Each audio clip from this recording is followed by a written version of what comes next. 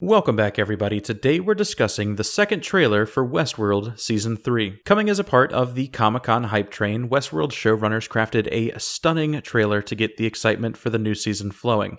In short, it worked. I spent the weekend moving boxes from North to South Austin in the summer heat and was given little escapes along the way as people would tweet me about the new trailer. The hype grab worked. People are talking about the show again. Now, let's address exactly why. First off, I'd like to thank everyone who has pre-ordered my very first novel, Cyclic. Your orders and reviews of this passion project of mine would help me more than I could possibly describe. But without further ado, let's get back into the groove of things and overthink an HBO show about robots. A metric ton of information is thrown at us in this roughly 3-minute long trailer, but I'm only going to cover the parts that I feel need to be discussed. If I miss anything, as always, point it out for others in the comments below and open some dialogue about it. I also feel it's important to state that recently Jonathan Nolan gave an interview where he said that this season would be less of a guessing game, which of course is exactly what you would say if you were trying to cryptically continue storytelling without the poking and prodding of the hive mind internet. Nice try, Mr. Nolan. I'll be counting frames into the wee hours of the morning for as long as this show exists. Jokes aside, this is a great step in a positive direction. Even if this is misdirection so people stop sitting so close to their TVs, it's announcing to the world that the show they stopped watching because it was so confusing will likely be less confusing. Hopefully, this correlates to a wider audience of casual fans returning to the show. Now, let's talk trailer.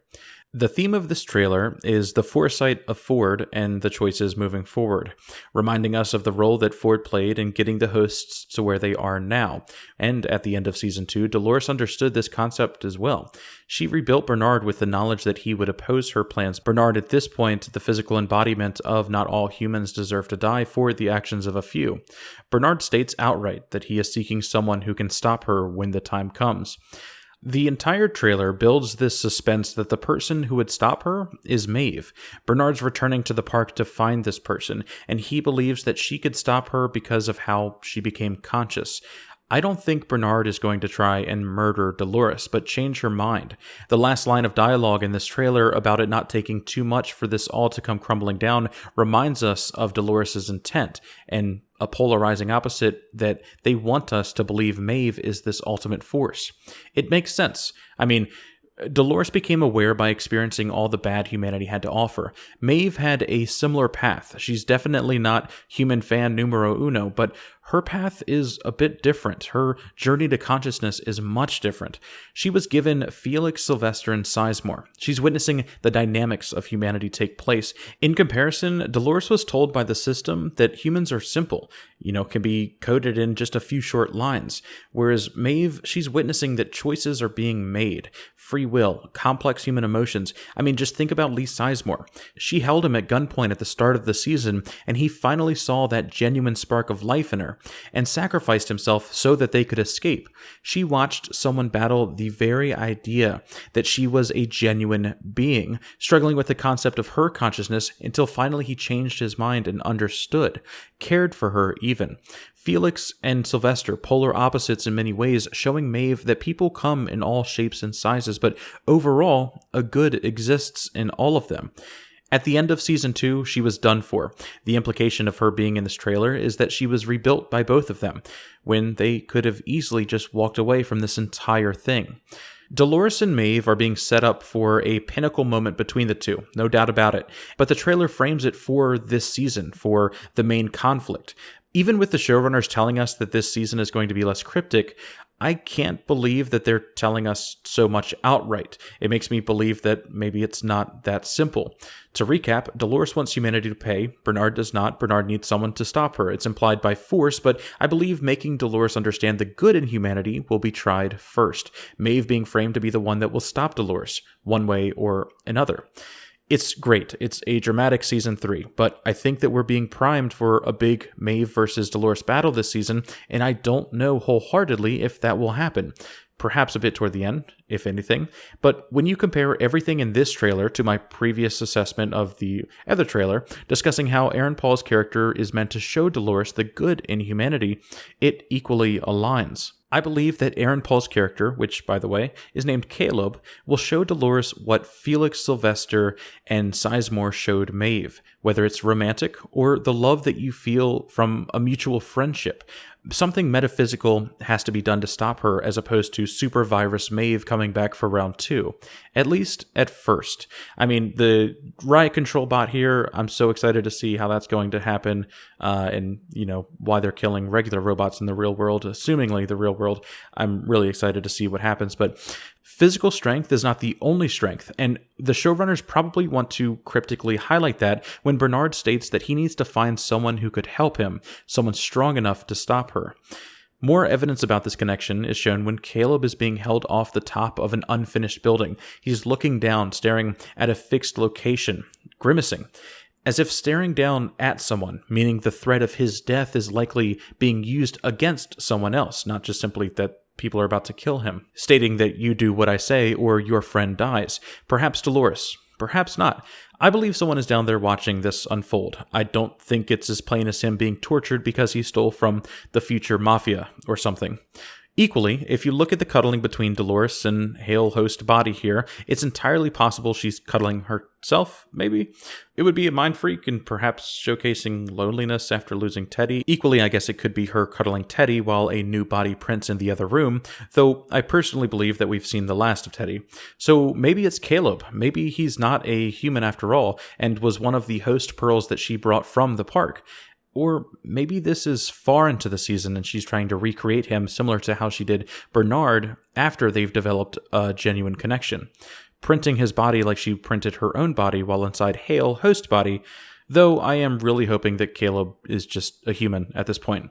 I think some evidence that aligns to the idea of Caleb being a pearl taken out of the park is her opening line about having no mother and father. It sounds like a one-on-one conversation trying to convince another host about why they should join her. What's interesting is that this dialogue, given in front of a massive arena of people or hosts, would make a mighty good speech to sway the masses, which moves perfectly to the next section of Warworld and Nazis.